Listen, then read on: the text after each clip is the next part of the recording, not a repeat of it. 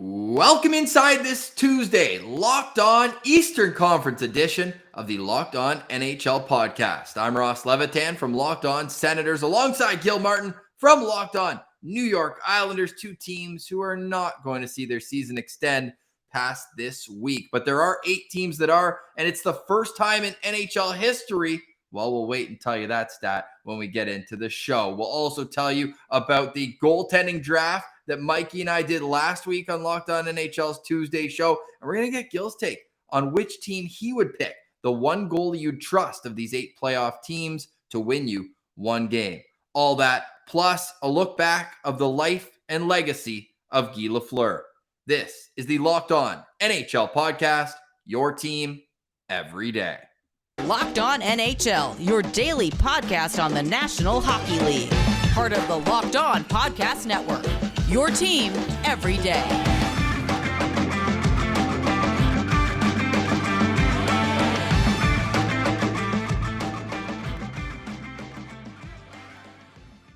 Thank you for making the Locked On NHL podcast your first listen on this Tuesday, April 26th. We are into the final week of the regular season. Playoffs are on deck. But before we get to all the exciting stories around the hockey world, there was some very sad news this past week about one of the most storied players on the most legendary franchises. And not only has Guy Lafleur now passed away after a long battle with lung cancer, but it's on the heels of another legend that you would know very well, Gil, in Mike Bossy. It's a tough week in the hockey world, losing 2 legends over the past number of days. Yeah, it's very sad. And, 2 players I grew up watching. I remember Guy Lafleur in the late 70s with the Canadiens dynasty winning 4 straight cups. And then right after that, Mike Bossy and the Islanders winning 4 straight cups. Really the 2 best goal scorers during that 8 to 10 year period when you put them together. And, because he played for Montreal, Lafleur just holds a special place in the hearts of so many. 6 years in a row of 50-plus goals scored. But he also had, he did it with flair and with style. And I have memories of him skating down the right side, his, blonde hair flowing as he was going so fast, and that very dangerous shot. And I'll tell you, looking back on it, those Habs teams were just so good, from Lafleur, Jacques Lemaire, Schutt, Ken Dryden, Guy Lapointe, Larry Robinson, Serge Savard. I mean, so many Hall of Famers, so many great players. And Lafleur was probably the one out of all of them who got the most attention and was the most dangerous with the puck. Because you look at it, and the Montreal Canadiens, they're such a legendary franchise. You go back to the glorious 24 Stanley Cups. I mean, are you kidding me? But not only did they have legends in the past, and Maurice Richard started his career in 1942. So they went basically from Maurice Richard to Jean Beliveau. And then Beliveau's final year, they then drafted Guy Lafleur. So it was just this continuous build of legendary Montreal Canadiens. And what I think really stands out about Lafleur, and you think of the class of Jean Beliveau, that guy could have been the Governor General of Canada if he wanted to. Honestly, he would have got enough votes. There's no question in my mind, the most gentlemanly of them all. But then you look and you get into the late 70s or the early 80s as well. And that's when flair became such a draw. You've got all the dance clubs, just how society was. And he embodied that on the ice. Daryl Sutter had some great words about playing against him. Did you hear where he said, "Oh, it was a great game. I had 4 assists, and I defensively held Lafleur to only 3 goals," which, I mean, for a defensive player, you just think back to how hard it was. And he compared him to McDavid in terms of how he could game break with the speed. Obviously, McDavid center, Lafleur played the right wing, but just that type of electricity every time he went on the ice. And this was at a time where you couldn't get every game every night, right? So the players from Toronto and Montreal in Canada, Hockey Night in Canada, every Saturday night, they were larger than life. And he really embodied that, didn't he? He really did. And, anytime he touched the puck, everyone in the arena were on the edge of their seats. Everyone watching TV, got a little closer to the set, and you just wondered what he was going to do next. He was magic with the puck, and he was dangerous anytime he was on the ice. It really was must-see TV before that was even, a phrase. If Guy Lafleur was playing, you wanted to watch it. You wanted to see what he would do next, and he very rarely disappointed. If we went through his list of accomplishments, we'd be here all day. This guy was a perennial champion, a Hockey Hall of Famer inducted in 1989. Did you see the photo that Wayne Gretzky posted with him? Like, that's so cool. The passing of the torch. It was later on in Lafleur's career. Lafleur actually, did he miss 4 seasons?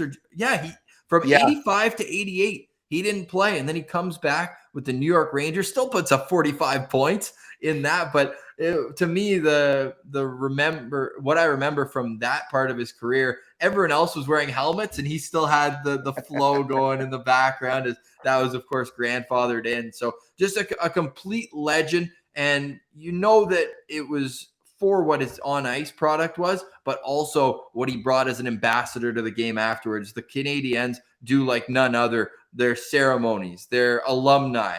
Of course, you think back, Guy Lafleur or Jean Beliveau, when he passed, they now have the seat that he was always in, I think 5 rows behind the Habs bench, and they just have number 4 there. Of course, it's in the rafters as well, but that seat is kept for Jean Beliveau, and I think that they should do something similar for Guy Lafleur, who passed away at the age of 70 on April 22nd. Gil, I think for more, we should send people to Locked On Canadiens because they've done a phenomenal job of covering this. Laura Saba, one of their hosts, was at the Bell Center on Sunday for the tribute. Now, I was at the Canadian Tire Center on Saturday. Sens Habs, great rivalry. And when Ottawa hosts Montreal, being a young team only from 92, a lot of people around Ottawa and people make the trip from Montreal. It's a very split crowd. And they had a phenomenal, of course, nothing the same as what we saw in Montreal, but just to experience that on Saturday night for me was very special. I just hear stories from my dad of what Guy Lafleur was like. I got to see just the very tail end of it as a very youngster, but you see the highlights, you know the name, and the chance of Guy going through the rink. You heard Patrick Waugh, who of course had a relationship with him, say, I don't know if a moment of silence should be what it is for Guy Lafleur. It should be a moment of cheering, because that's what he did his whole career, was bring people out of their seats and really show them. So I thought that Locked On Canadiens did a fantastic job of covering that. They really did. And, it's interesting. You look back at Guy Lafleur's career. First of all, Sam Pollock, the GM of the Canadiens, made some masterful moves to make sure that Montreal acquired and drafted Guy Lafleur. He engineered a trade with the California Golden Seals to get that pick. And then he made a trade with the Kings in order to make sure that the Kings finished ahead of the Seals in the standings, so Montreal would get that first pick and not the second or the third pick. So Pollock really did a masterful job of making sure he got his man when it came to that draft. And then at the end of his career, you mentioned he took the 4 seasons off. He was actually inducted into the Hockey Hall of Fame and then played afterwards when he came back to the New York Rangers and finished his career with the Quebec Nordiques. And, when he started, because of the expectations, and if you look at his last 2 years in juniors, the statistics that he put up, so much pressure on him, and he scored, 26, 27 goals as a rookie, and that was a disappointment. But by his 3rd or 4th season, he really blossomed, and there was no looking back. 233 goals in his 2 years with the Quebec Rampart. Am I reading that right? You are reading that right. And the last season, how many points in how many games? 209 points in 62 games. And then in the playoffs, he goes out in 14 games, puts up 22 goals, 21 assists for 43 points. No doubt the number 1 player in the 1971 amateur draft. And that was a great draft too. You look, Marcel Dion goes second. Yeah, but even still, Guy Lafleur, head and shoulders above all else. And guess who? Guess who the Montreal Canadiens got in the second round of that draft? Who do they get? Larry Robinson. Talk about building a dynasty. Oh my goodness. And he'll be remembered for the dynasty he was a part of. A 5-time Stanley Cup champion, a Conn Smythe Trophy winner, a 3-time National Hockey League MVP as voted on by the players, which is even more impressive than the 2 Hart trophies he got as being the most valuable player. He won the Art Ross 3 times as the most points in the NHL. He won the Maurice Richard trophy once, and he was a member of the Canada Cup when they won that back in the 70s. So a life and legacy like no other, and a team that celebrates their own like no other. So we hope that you go check out Locked On Montreal Canadiens with Scott and Laura, and they will take you through the life and times even more than Gil and I did right now on the Eastern Conference edition of Locked On Senators. Now, the Montreal Canadiens, they were the Stanley Cup finalists for the Eastern Conference last year, which I almost felt weird saying it because the way everything worked out, they played Vegas in the conference final, and then they played Tampa in the final, another conference team. So it was just a strange year, but we know that now things are back to how they have been, 3 in each division, the 2 wild cards, and for the first time in history, the 8 teams that qualify for the playoffs, all with 100 or more points. The playoff picture of what the matchups are going to be, they're starting to take shape. We'll get into that. I'll make Gil pick his favorite of the 2 teams between Mikey and I. We picked ours, goalies we trust the most, and we'll get into all that after a quick word from our friends at HelloFresh. It's America's #1 meal kit for a reason at HelloFresh. HelloFresh is farm fresh, pre-portioned ingredients and seasonal recipes delivered right to your doorstep. So skip trips to the grocery store and count on HelloFresh to make home cooking easy, fun, and affordable. It's why it's America's #1 meal kit. They deliver pre-portioned ingredients to your door. That makes it easy. No, but that's not all. It's fit, wholesome ingredients, satisfying nutritional portions, makes you feel good about it with 6 recipes per week to choose from, so you're never getting tired of same old, same old. They also offer the flexibility you need to create and customize your orders online or in the app. HelloFresh cuts back on time spent in the kitchen with meals ready in around 30 minutes or less. Plus, quick and easy meals, including 20-minute recipes, low prep, easy cleanup. HelloFresh is 72% cheaper than a restaurant meal of the same quality, and you can save on average over $65 per month when you order HelloFresh instead of grocery shopping. That's money back in your pocket. HelloFresh offers 50 menu and market items to choose from every week. Go to HelloFresh.com/LockedOn16 and use code LockedOn16 for up to 16 free meals and 3 free gifts. Check it out today at HelloFresh.com. It's HelloFresh, America's #1 meal kit. All right, back to the Eastern Conference edition on Tuesday of the Locked On NHL podcast. I'm Ross Levitan from Locked On Senators, alongside Gil Martin from Locked On New York Islanders. Now, it's been quite a stretch for my Senators. They did this last year too, Gil. They start winning at the end of the season, but that does me no good. They're 5-1-1 in their last 7 games, but they're still 40 points out of a playoff spot, and that's because there are the haves and the have-nots. Do you think this is going to be the case over the next couple of years? Do you think there's that much of a discrepancy between the top 8 and the bottom 7 in the East? You know, it's tough to say. I think COVID put such a monkey wrench in everything.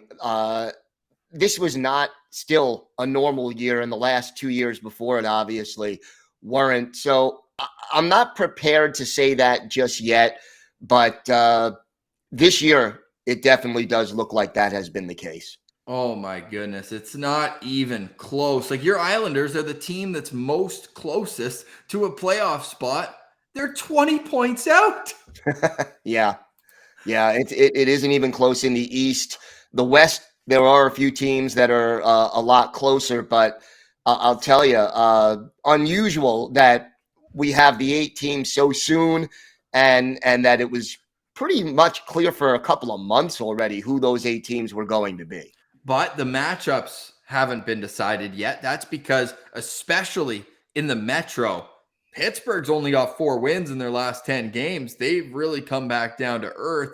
They could be passed by Washington, who have points in 9 of their last 10, including 7 victories during that stretch. They had the overtime loss against the Leafs the other night, and that put them at the 100-point plateau, only 1 back of Pittsburgh.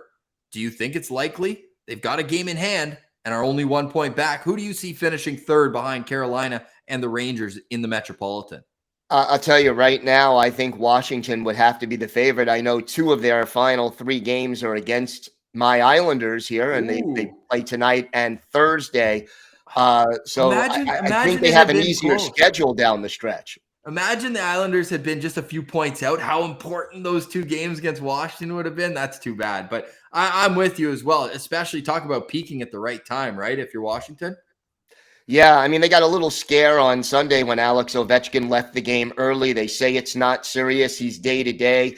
If I'm the Caps, I don't play him tonight. I don't play him Thursday. I just maybe give him a little bit of ice time in the season finale and just so you're sure he's okay, but make sure he's ready for the playoffs because these points are less important than getting making sure you've got your best player ready for the playoffs. And if he was at 47 or 48 goals, maybe he convinces you to play, but he hit that 50 milestone again. Can you believe that? This is now 1, 2, 3, 4, 5, 6, 7, 8, the 9th time that he has scored 50 or more goals in a season. But do you also think that this does mean more likely that they hold him out, that he's hit that milestone? I'm sure means a lot to him. There's no reason to play him. It is, in my mind, infinitely better if Washington finishes as one of the wild card teams as opposed to third place.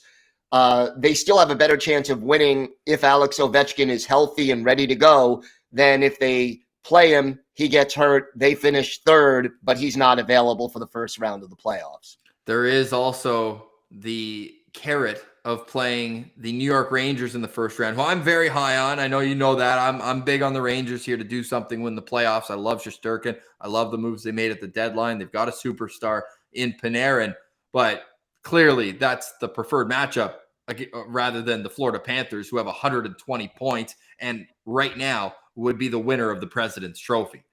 Yeah, I mean, that's tough, though, because I would rather face Bobrovsky than face Shesterkin if you're looking at goaltending. And I think defense-wise, Florida is a much more explosive offensive team, but they're more vulnerable defensively. Maybe in the playoffs, that's a better matchup. Yeah, we're going to find out. The one matchup that seems increasingly likely is Toronto and Tampa Bay. Now, there was a beatdown last week, albeit no Austin Matthews in the lineup for Toronto, but they fell 8-1 in what was a chippy affair.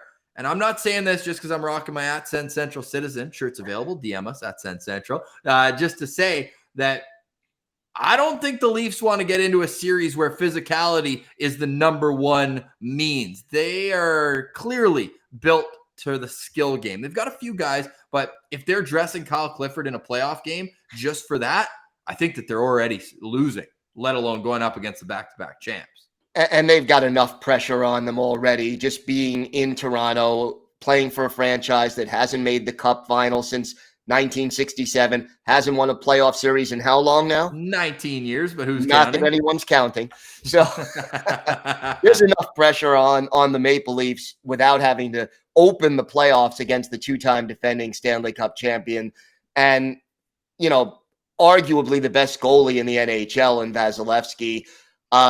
That's a matchup, if I'm Toronto, that I want no part of. But look, there are no easy matchups. You talked about how top-heavy the Eastern Conference is. You pick your poison because none of these teams that you're going to face in the first round are going to be easy outs. No, you're certainly right about that. Although the way the Penguins have faltered a little bit, they could be the one choice right now where I'd be like, you know what? If you have to pick someone, it's either the Panthers or the Bruins for me. And the Bruins, you're looking at probably some inexperience in goal. I'm not necessarily sure whether it'll be Ullmark or Swayman starting game one, but neither of them have much playoff experience at all. I mean, Ullmark was in Buffalo, so there's no playoff experience there. Whereas Swayman, I think, got a taste of it last year with Boston. But to me, Pittsburgh's the team that I'm circling. So as a Rangers diehard fan, thanks to Bet Online and the futures that I got on them, I'm hoping that Pittsburgh can stay in that 3 spot in the Eastern Conference. But you know that we always talk goaltending when it comes to playoffs. So last week on Locked On NHL Eastern Conference edition that you can find every Tuesday, myself and Mikey DeStefano each drafted our 4 most trusted goalies to win one game. After Gil tells you about our friends at Rock Auto, he's going to pick which one of these teams he trusts more, and then we'll wrap up the week after that. Today's episode is brought to you by Rock Auto. With the ever-increasing number of makes and models, it is now impossible for your local chain auto parts store to stock all the parts you need. So why endure often pointless and seemingly intimidating questioning and wait while the person behind the counter orders the parts on their computer, choosing only the brand their warehouse happens to carry? You have computers with access to rockauto.com at home and in your pocket. You could save time and money when using Rock Auto. So why spend 30, 50, even 100% more for the same parts from a chain store or car dealership? Rock Auto is a family business. They've been serving do-it-yourselfers for 20 years, and they have everything you could need, from brake parts, tail lamps, motor oil, even a new carpet. Go to rockauto.com right now and see all the parts available for your car or truck. Right, Locked On in there. How did you hear about us box, so they know we sent you. Amazing selection, reliably low prices, all the parts your car will ever need. rockauto.com. You are listening to the Eastern Conference edition of the Locked On NHL podcast with Ross Levitan from Locked On Senators and Gil Martin from Locked On New York Islanders. We appreciate you making Locked On NHL your first listen every weekday. We're free and available on every podcast platform, including on YouTube, where you can subscribe to the show there. You can also follow the show on Spotify, Apple, Google Play, and you can follow us on Twitter as well. Locked On NHL Pods is where you can find us there. You can follow Gil at Ice Wars NYR versus NYI, and you can follow me at Ross Levitan. The show is at Send Central. The show is at New York Islanders. All right, so we've got all that out of the way, Gil, and now it's time for my favorite, because Locked On Senators, we're a goalie-friendly show, so I wanted to make sure Mikey understood. And did I bring this up because I knew that the Maple Leafs' biggest question mark going to the playoffs, Mikey DiStefano, host of Locked On Leafs, is goaltending? Yeah, you're damn right I did. So last week, we drafted our 4 most trusted goalies, and guess what? Mikey didn't pick the Maple Leafs goalie in any of his picks. So if you're watching on YouTube, I've pulled up the graphic I made last week. Yes, if you are looking for graphic design help, please give me a call. I am brutal at it, but you know what? It gets the job done. So I'll read it through just for those who are just listening, and I'll go my team, I'll go to Stefano's team, and then I want you to handicap it for us, Gil, to tell us which one you have more confidence in. I took Igor Shesterkin first, which was a bit of a hot take. You mentioned just now, Vasilevsky, the proof's in the pudding. What's he won? 5 straight series by route of shutout? Like, this guy, he's the man. But I'm talking about right now, and I think that extra time, a lot more games than these other goalies, I think it might be catching up to him. Shesterkin, to me, is a Hart Trophy candidate. I'll just read my team then his, rather than going back and forth, because it's going to get confusing. We did this snake style. So I had picks 1, 4, 5, and 8, and he had 2, 3, 6, and 7. I have Shesterkin, Bobrovsky, Swayman, and Spencer Knight.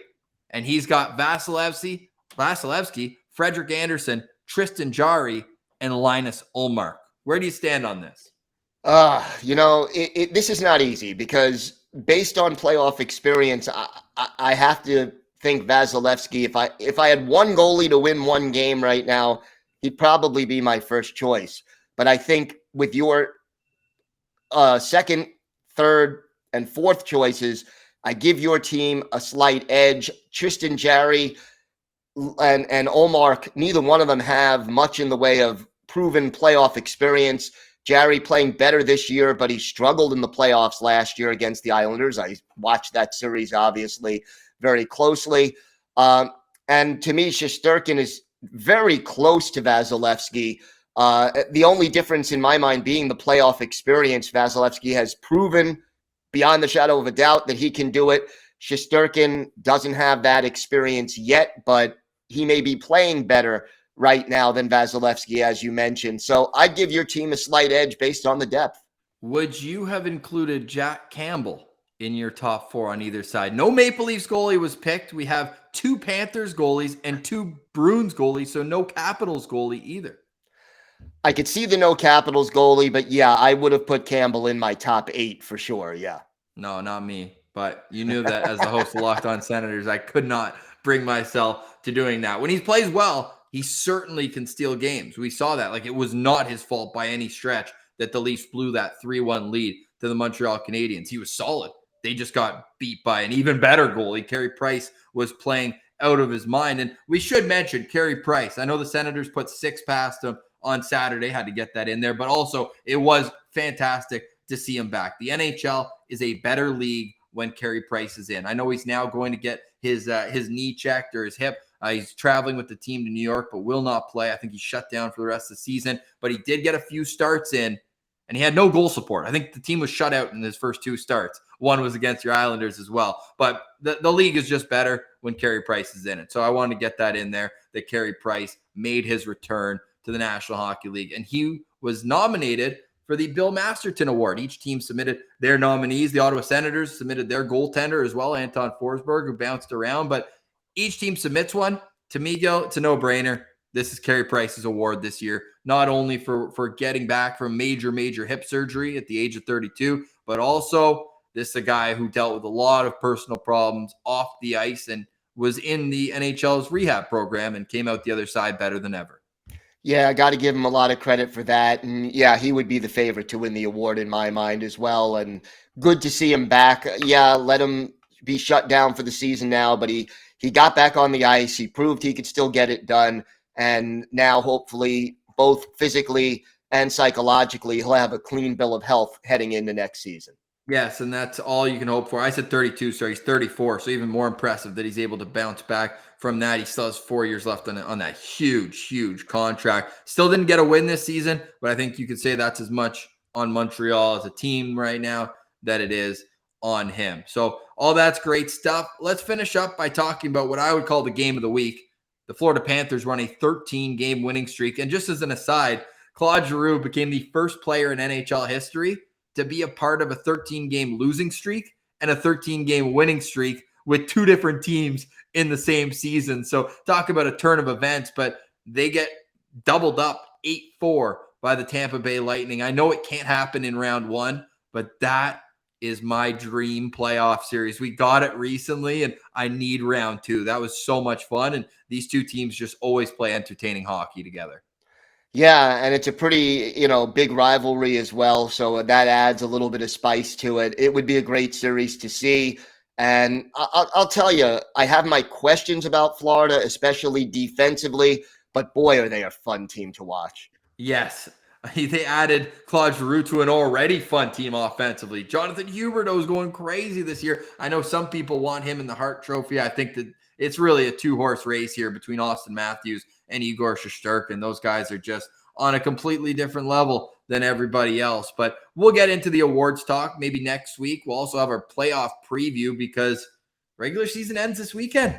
I think Friday is when a lot of the teams are finishing up. A lot of teams with back-to-backs here Thursday, Friday, if I looked at the schedule correctly. And then we reset, we regroup, and we'll be back next Tuesday to get in to the playoff matchups, previews, predictions, all that fun. It's the best time of year. It truly is. And we appreciate you making Locked On NHL a part of your daily routine as we grind it out through the playoffs and into the Stanley Cup final, where we're going to have an Eastern Conference team playing a Western Conference team this time, which will be fantastic to see. Gil, thanks so much for joining us today. Appreciate that.